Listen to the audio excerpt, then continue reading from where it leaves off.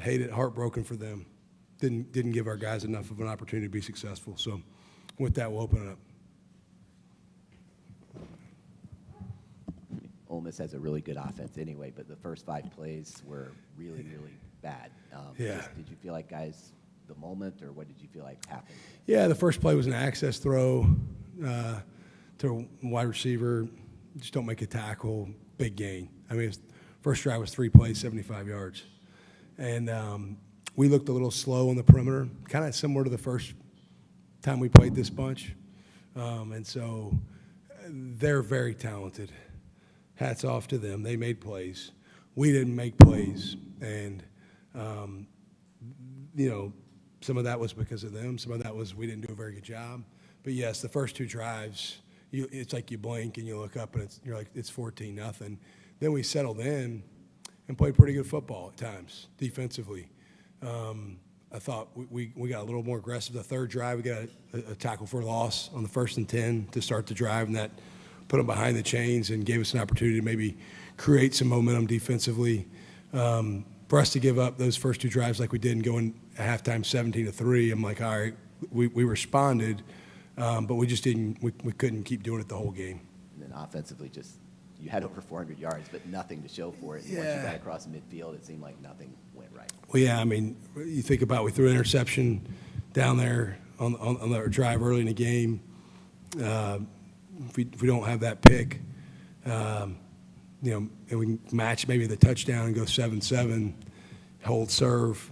I think at halftime they had 250-ish, 260 yards. We had 206, I believe, and the yardage wasn't that big of a discrepancy, but the situational stuff wasn't good for us. The second half tonight, the 4th downs, we went under center twice on 3rd and 4th down trying to get it with a yard to go and didn't get it. Then the second time we went under the gun because we're like, all right, if we can't sneak it, maybe we should try to get on the perimeter, and couldn't get it that way. And so we just could not situationally capitalize on opportunities to maybe get some momentum going to where we could have a fighting chance. It was a pretty similar scoring result of the first one. What were some of the main points of emphasis you had watching the film of that first Ole Miss matchup, and how do you feel like you attacked those points of emphasis today? Yeah, I felt like in game 1 we got really exposed on the perimeter on both sides. Tonight I felt kind of the same. I don't know that we were able to offset what happened in game 1, and so that's disappointing. Some of it was early in the game. I don't think we were playing maybe as aggressive as we needed to just go make plays. We were playing a little bit passive, I felt like, and we looked a little slow. And some of that could be because they're fast. So, it could be a little bit of both. But the biggest thing I saw that was an issue for us was in game 1 was still the issue in game 2. And then we can't turn the ball over like we did. You can't beat a team like this turning the football over the way we did. And so, you had the interception, we had a fumble, like just things that you can't do and win a game like this.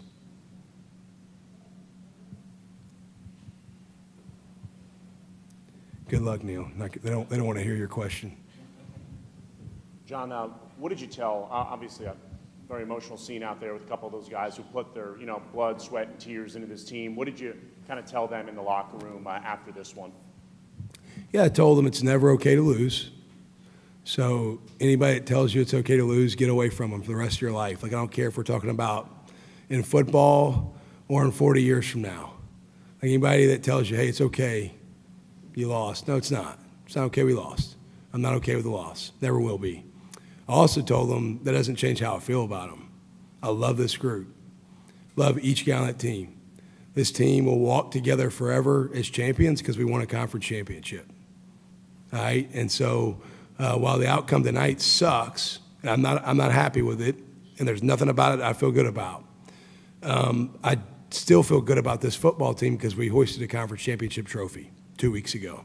And I told them that, in 30 or 40 years, they'll bring them back for a celebration. I'll probably need a cane to walk around and celebrate with them, but I'm going to celebrate. And I also told them that for the rest of my life, if I could ever do anything for them, I'm a phone call away. And so if that means for a reference for a job, or if that means when they get married or they have kids, I want to hear from them. Like, I love these guys. They're all like sons to me. And so, the way I coach and the way we interact with our team, man, we do life together. Like these guys, I know their stories, and I want to know the rest of their lives. I want to be a part of like what they're doing and follow them. And so I told them I loved them, and that regardless of what was next for each and every one of them, whatever they needed from me, I would be there to support them any way I could. And some of them, that means they're exhausting eligibility and they're going to never play again. Some of it means exhausting eligibility and they may be trying to play football professionally later after this. Some of them are freshmen. And I said, guys, I can't wait to watch what y'all do next. Like some of you true freshmen that redshirt this year, I can't wait to see the impact they make on Tulane football. First, my condolences on the loss of your dad. Thank you. How tough has the last 48 hours been for you? It's been hard. I'm not going to deny it. I called my mom Friday morning at about, 6 a.m. or whatever time to go to when I was driving into the office. And she picked up and she just said, John, I was going to call you in about an hour, but Dad passed last night and through the night. And I'm like, all right, Mom, what can I do? Like, what do you need? And she said, she had the emergency people there to help. And I told her, I said, Mom, she got my dad to the last couple games. They came to the conference championship game. They came to the Charlotte game. They came to the FAU game. My dad had been facing some struggles for a while. My mom's tough as nails. And I told Mom, I said, Mom, you don't have to come to the game, but I'd love to have you there. If you want to be there, you make the call. And she said, I'm not missing the game. So Mom's here tonight. My dad, he had some battles health-wise for really since March is when it got severe. It's been hard, but I love my dad. I'm a lot of who I am because of how he raised me. And I can smile knowing that I'm going to live a life that's going to honor my dad. And he watches today. He's probably got some questions about how we played, just like I do. I just don't have to hear them tonight from him. So I'm sure I'll hear them from my mom, though. But, it's been hard. And I've been very grateful that my family was here tonight. My brother was here. My mom was here. My wife was here. Makes it a little bit better. My condolences also, John. No real segue from that. I'm curious, there's a lot of emphasis on who wasn't here tonight. Did Ole Miss look differently offensively to you? Did they do anything differently, or did it look like the same team you saw in September? Looked very much the same to me. I didn't notice anything different. The only thing I've noticed maybe different is like on third downs when you heard somebody whistle, you knew that was Lane, and he might change a play. But other than that, I thought the offense looked structurally very similar. The players are the players. They got really good football players. The back's a good football player. They got great receivers. The quarterback's obviously big time. So I didn't feel a whole lot of difference in regards to how they played the game offensively. Felt very similar. Were you trying to maybe put an extra hat in the box just to take Lacey away a little bit and force Chambliss to beat you? Well, game one, we got torched by Trinidad. We held Lacey in better check. What really aggravated us in game one is Trinidad threw it great, but he also ran it great too. And so my biggest concern coming to the game was like, hey, don't let the quarterback just go crazy like he did in game one. And so the challenge is that these guys present is that the running back can beat you, the quarterback can beat you, the receivers can beat you, the tight end can beat you. Like they got a lot of different ways to beat you. And as a defensive play caller, our defensive staff, somebody has to win the hard down. Somebody has to win a one-on-one matchup, and we just didn't win enough of those tonight. But they felt the same to me offensively. Like watching them, I didn't feel a whole lot of difference. You coached your first game as a head coach on that field here. This was Pete's first game. I know you guys are close. How do you think he'll do as a head coach, as you guys are about to be contemporaries in the SEC? Yeah, Pete will do a great job. I got a lot of respect for Pete. We've sort of zigzagged career-wise. He was at Southeastern Louisiana. I was at Tulane. He went to UTSA. I was at Troy. I came here to Ole Miss. He went to Alabama. And I went to Kentucky. And then he came here about the same time I became a head coach. And so Pete and I have been friends for a long time. We FaceTime probably, I don't know, 4 or 5 times in the last couple weeks.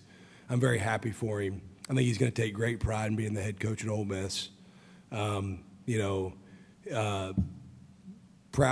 always nice seeing our defensive guy get an opportunity. But I think Pete will do a really good job. And this place has gotten it going. And I think Lane did a good job. I think Pete will do a good job. I think Keith Carter, Walker Jones, all the people that have created the success here, it's obvious that they're all pulling the rope in the same direction administratively here, and that's why there's been success created, because they're all marching to the same beat. And I think Pete will continue to keep that thing going. Hey, John, there's been a lot of critics about James Madison and Tulane having their place in the playoff.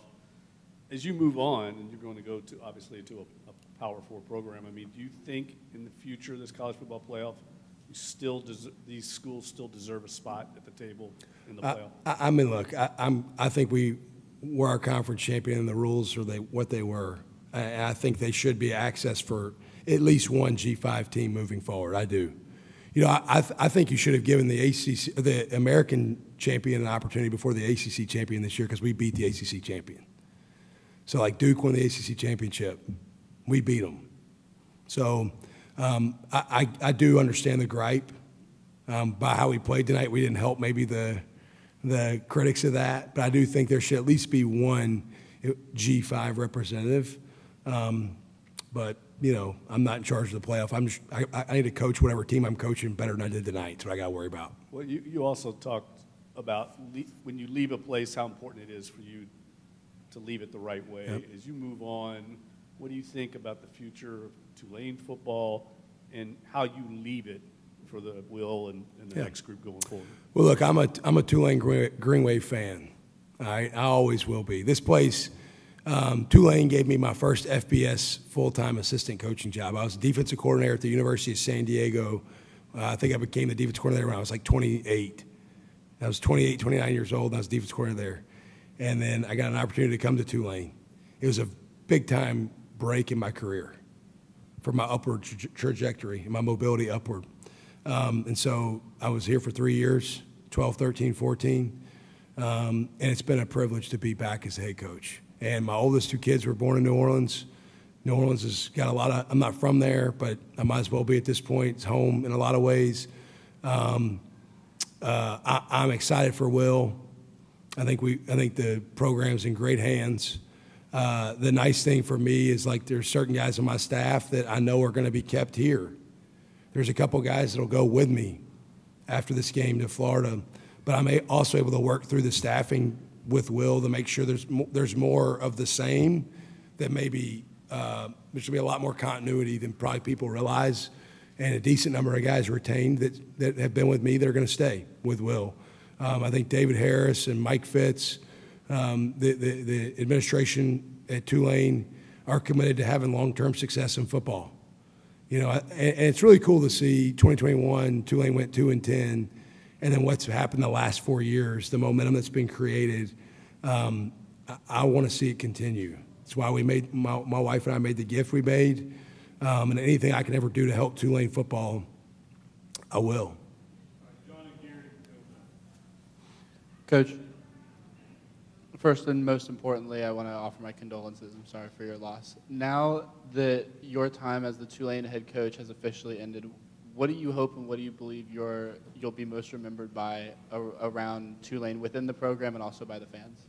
I think by the fans, probably RMFW. People remember that. I just think, look, I'm a passionate, fiery guy. I think that fits New Orleans and it fits Tulane. And so I think the fans will probably remember that. I don't know how they'll remember what we've done. It's been an honor, a privilege, and winning a conference championship this year was special. It's something that I'll remember forever.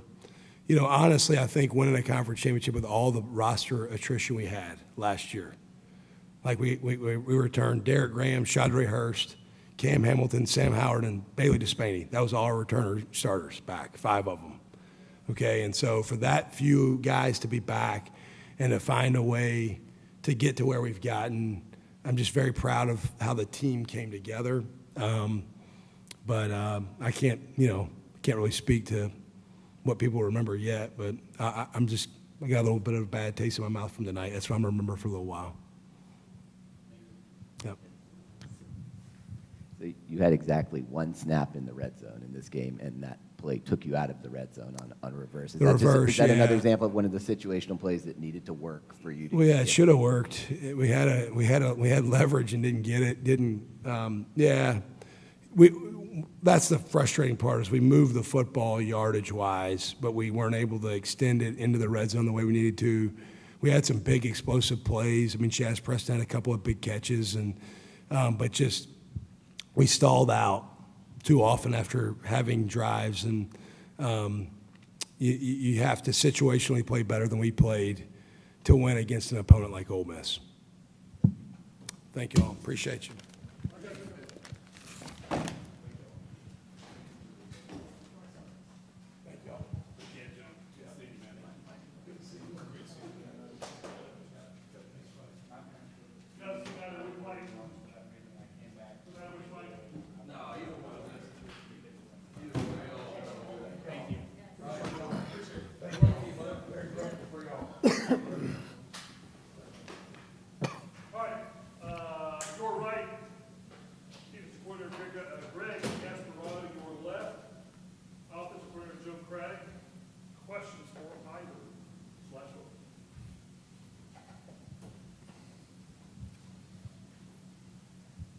Greg, I was asking John about this as well. Did Ole Miss look different at all offensively? Did they do anything different that you noticed from, what the team that you prepared for in September? A little bit. It was early on. They just window dressed some things a little differently. It's a lot of the same schematics. We didn't handle it very well the first two drives, and then we were able to settle down. I'm proud of how we responded, but they added a few new little wrinkles with some formations, some motions. But it was similar to the first one, and they just made a few more plays. So it kind of felt like the same guy calling both games in terms of. Yeah, I do. I think early on they did a really good job getting into some snug sets and getting our inside fitters to come up on some play actions and allow some over routes. And so we changed up how we're calling it really after that second drive, and I thought they responded really well. We were able to take 14-0 like that. Let up 3 points the rest of the half, and then they just started making plays. Missed tackles, guy wins a one-on-one. I thought we did some things better, but at the end of the day, they made more plays than we did at the point of attack. And Greg, you mentioned it. After those first two drives, y'all settled down a lot. What do you feel like wasn't working on the first two drives, especially on those first 5 plays that were all explosive? Yeah, well, I think it was a lot of eye candy, and so we're a big single high coverage team, so we kind of changed what we're doing on the back end a little bit just to give a little bit different picture, different rules, different leverage, and we were able to collect the over routes a little bit better and apply pressure. I mean, the third, the thing that when we did get stops that helped us was creating negative plays. And so that first play of the third drive, we were able to bring pressure, get a sack, and all of a sudden it's 2nd and 17, and then we're on track and we get off the field. So we got to make the plays that present themselves. When we play in a really good team, you have to have answers, and we had some, but they had some as well. And so it was back and forth for a little bit, and then they made more plays at the point of attack than we did as the game progressed. And then Joe, y'all were able to move the ball a lot, but when it got deep downfield, no matter if it was turnovers or a negative play, what do you feel like didn't allow you to be able to score for most of this game? The first drive was indicative of our whole game, really. I mean, we go right down the field. We stayed on our opening script after converting a couple third downs, which was big for us. We stayed on script, and the play called for, to go to one-on-one to the X out of an FIB formation. We ran the back out, safety flew off the roof. We had one-on-one, and we just didn't execute there. And then just, critical moments, right? We talked about it in the first game. We didn't do very well on third down in the first game. We had a critical MA in the first game in the red area. And I just think in those critical moments, we just didn't make the plays that presented themselves. I didn't call a great game either. I mean, it's not all on the players. I got to do a better job.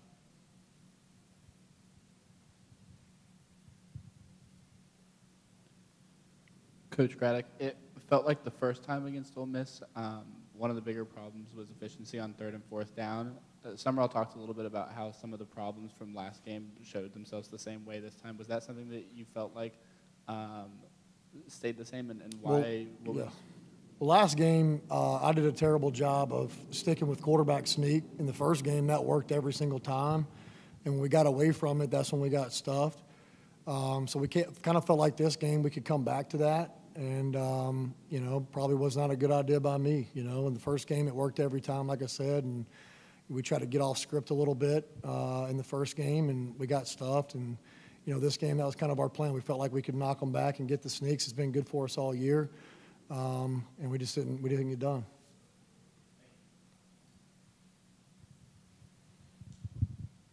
For either or both coaches, obviously the last 48 hours has been tough for Coach Summerall. How much did the team try to rally around him, and did you notice any difference in his focus, obviously with losing his dad? I don't think so. I mean, I think Coach he's a stud, man. It's hard. He told me yesterday at practice right as we finished up, and me and Greg both we've known George for a couple years, and it really Coach Summerall said it sucks. It's life. It's hard, but I think our players were going to play hard for Coach either way. So I didn't really notice anything for that, but prayers go out to the Summerall family. That's a tough deal, and nothing any of us want to go through. Yeah, and same thing. I mean, Coach Summerall's a phenomenal leader, and people look at you in times of adversity. I don't think he could have handled it any better. I really don't. I mean, he brought the team together, rallied, and the guys rallied around him. There was no there was no let off because of that, if that makes sense. I mean, Coach's mom got to the hotel last night. That was a big deal. I don't know how he did it. I lost my dad. I was in college. I don't know how he made it through that. He's a stud, and the team rallied around it. And he's done a lot for a lot of people. He really has, and people see that. It's not just what you say, it's what you do. And he loves, there's attitude, toughness, discipline, love, our 4 core values. He lives them out every day, and that's who he is, and that's why we've been successful as we've been. And I know this sucks, and, this is the feeling you don't want to have at the end of these, but there's a lot of people that wished around the country they had an opportunity just to feel this way and get here in the first place. So there's been a lot of good to this season, and Coach is the leader of that, and this was the ultimate adversity, and he handled it as good as you could. Following up on that, Greg and Joe both, I know it's hard to stomach right now, your competitors, you have a finish like that, but that atmosphere, that environment for the team, getting to this stage, can you speak to that and what it means for this program to achieve what it did achieve? Yeah, I think that was the goal all along, right? And so for us, we knew we have a very good conference that we play in. We've got some pretty good players on our football team, and you have really good seasons by going 1-0 a lot. And we were 11-2 going into this game, and we went 11-0. We went 1-0 11 times, and that's how we got here. And so when you get to this point in championship games, the details matter more than ever, right? And so I think when you go back and watch the tape, there's things, and I'll second what Joe said. There's calls I wish I had back in this game, early on, late in the game, to put guys in position. And then there's other times where we need to execute a little bit higher clip. So everything you do matters. If you want to win a championship, you earn the right to play here, but so did they. And so we've got to be a little bit more. We got to execute at a higher level, playing on a stage like this. And the thing about playing on a stage, and for me, and I think our guys, it was pregame. There's a lot of hype. There's a lot of crowd noise. As soon as that ball is kicked off, you don't hear any of it. Like, you just don't. You're locked in on a game. It's just like every other game from that standpoint. You got to communicate at a higher level. You got to win your leverage at a higher level because you're playing a better football team that earned the right to be here. But I just think moving forward, our guys know what it feels like. Just like last year, we lost a conference championship game. Everybody in the offseason kind of used that as fuel. We're going to get back, and the outcome's going to be different. Well, I'd say the same thing going into this offseason. We got where we wanted to go, and now when we get there, what are we going to do with it? So that's going to be going into the offseason, man. Everybody's got to lock in, and we got to be a little bit better. Yeah, I mean, Greg just said a lot of the things I was thinking, from the disappointment to end last year at Army, and for our guys to work the way they have all year, to mature the way they have all year, to win one-score games, to come together. There's a lot of hurt people in that locker room right now because they love each other, and that's something pretty special that coaches built on this team. Our guys have gotten really close. I love those guys. It's really hard to look at some of them knowing that, it might be the last time they ever played college football or, football in general, and maybe the last time I get to coach them. So really difficult right now, but it's great for the program to be able to play in that environment on that stage. And I think that, our guys will come back in the offseason, like Greg just said, and work extremely hard to get back. Greg, now that Sam Howard's season's officially done, can you just talk a little bit about what he's meant to this team over the year and to you? Yeah, he's the heartbeat of this team, and I think it's just a good reminder to everybody, man. That's what you recruit.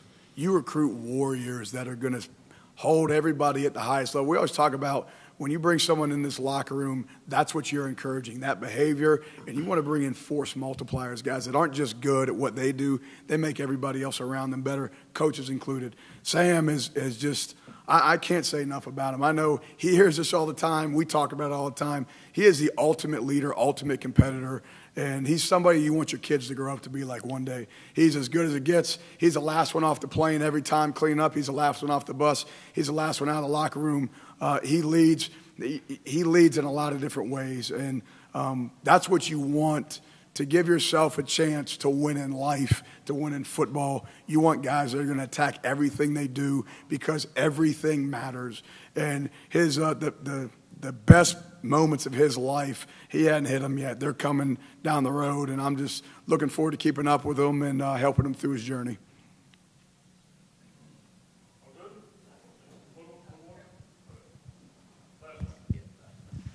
Joe, on a game when you knew you kind of had to really execute at a high level to give yourself a chance, there was that two-play sequence in the second half where you had a guy wide open, deep, didn't hit him, ran a hidden ball trick that looked like it was working, fumbled, lost the ball. Was that kind of the game in microcosm almost? Yeah, I mean, I just think, our guys played extremely hard. They gave it all they had. Just came up short, and I got to call better plays. Execution's got to be better, all that thing. But I just think that when it mattered the most, I didn't call a good enough game, and I've got to be better there. Yep. Appreciate y'all. Appreciate it.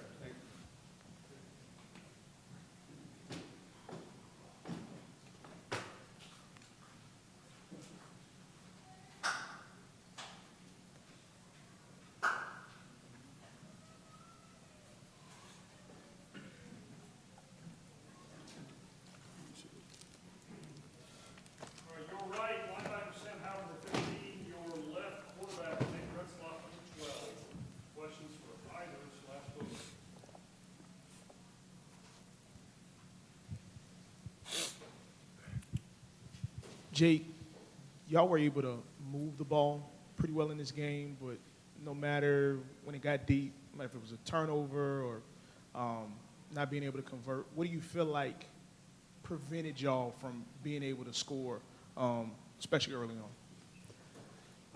Yeah, it's obviously a really good defense. We played there tonight. Like you said, we moved it pretty well throughout the field. It's kind of like got deja vu-ish for us because we kind of had those issues earlier in the year. But it's a really good defense. We got to execute better. It starts with me. I mean, I got to be better. But I guess that's all I can say about that. Sam, was there anything that surprised your defense on those first two drives? And then after that, how were you kind of able to adjust to really keep them out of the end zone for the remainder of the first half? First and foremost, I appreciate all you guys for having me up here. once again. But yeah, the first 2 drives, I think we just had to settle down.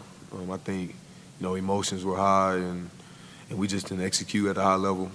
And once we settled down, I think we kind of found the flow of the game and started executing better and started creating havoc plays. And like you say, it's a momentum game. And once we started making plays, I think the offense fed off of it. So, yeah, we just got to find a way to be more consistent with that and start faster, I would say.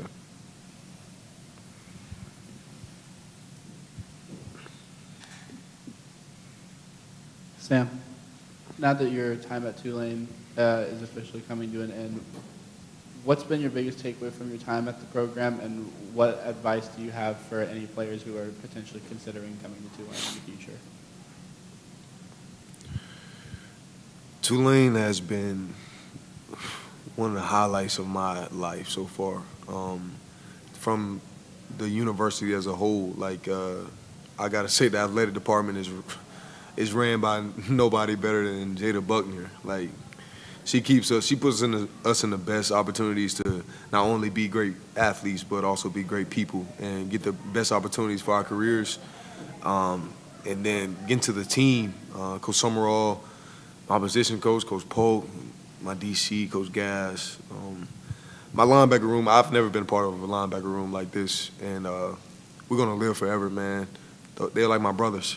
All these guys, Jake's like my brother. We just met in August, but I feel like we've been together forever because this team is that special. And like I said, this team is going to live forever just because we've learned to grow together. We learned to hold each other accountable and learn to love each other. So I'm just grateful, man, to be at Tulane. And if anybody that's considering coming to Tulane, you're going to get the same thing, man. People that's going to love you, a community, a whole community that's going to love you, not just your coaches, not just your training staff, but people all outside the building, going to love you. And there's no better place to be than Tulane.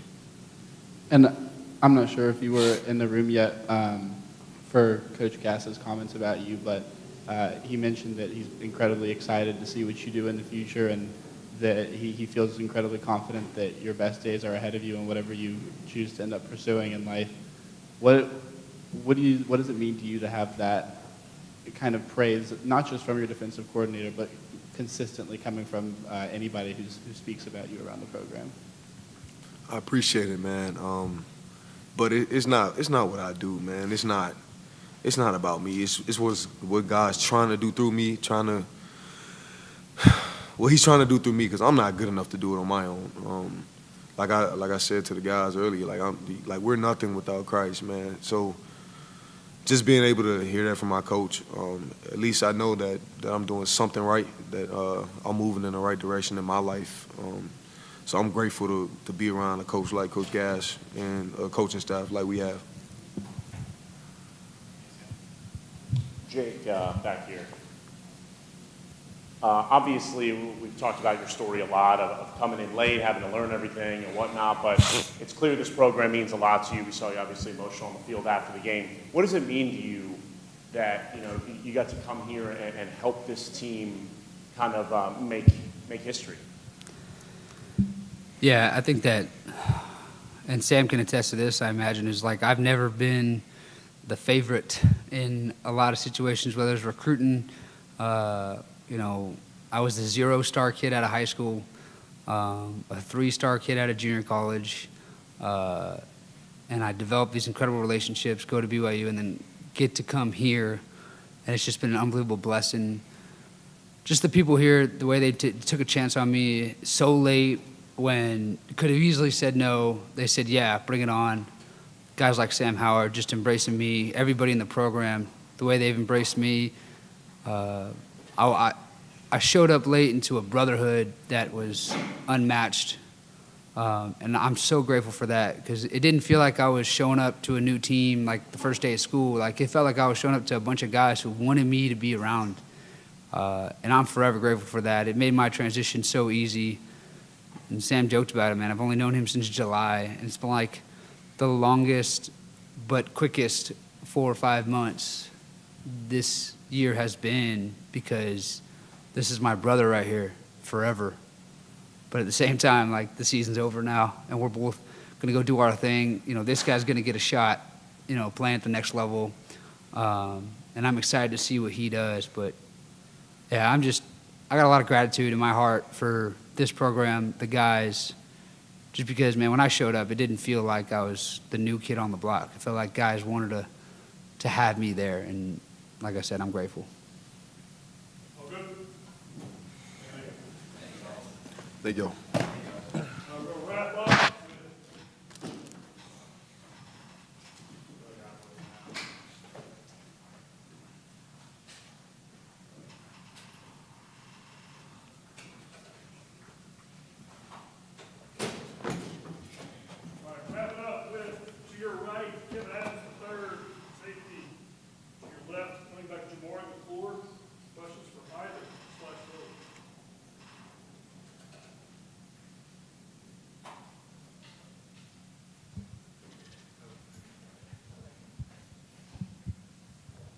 Jamari, with this offense, I feel like it's grown leaps and bounds from last game. It's just a fourth down call here, a drop catch here. What was the difference with y'all tonight? Because the plays were there, and I feel like y'all had an opportunity to score a lot more points than y'all did on the board. All I could really say, we just wasn't executing what we really needed to. That's really it. Like we was driving down the field, getting to the spots we needed them. We just didn't finish. That's the main thing. Jamari, can you talk a little bit about going from not playing that much at the beginning of the season to all of a sudden being the featured back on this team and what it's meant to you to earn the trust from your coaches in order to take on that role? It means a lot to me, but I just want to thank God for keeping me positive and just keeping me with a positive mind, making me work every day, and I'm grateful for my coaches finally being able to trust me, and it just means a lot for them to be able to trust me and show them what I can do. Jamari, it seemed like you were able to get in a rhythm a lot of times when you had the ball in your own territory. Did you feel like Ole Miss was kind of switching its defensive strategy every time you guys got into their territory? I couldn't tell you. I ain't gonna lie. My bad. I gotta learn more about football, but I couldn't tell you for real. My bad.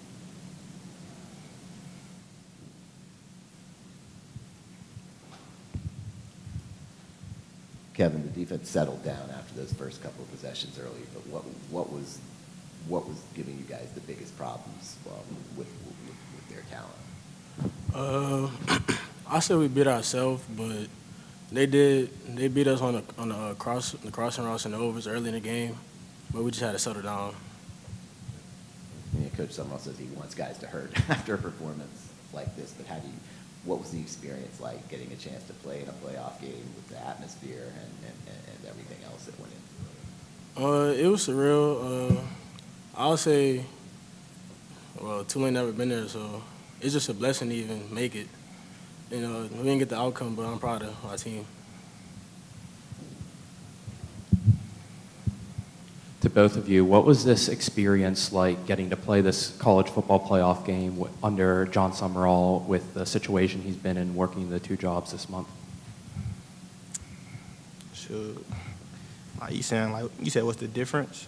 What's the experience been like in you guys have shown through all of it? I really respect him for everything he's done for us throughout the season.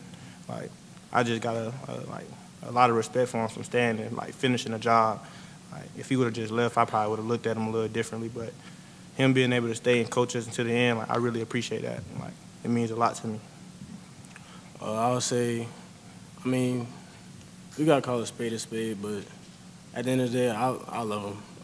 Our team loves him. I think him being there and finishing it really showed he truly loves us as a team and wanted us to win. All good? Thanks for your coverage all year. Thank you, guys. Thank you.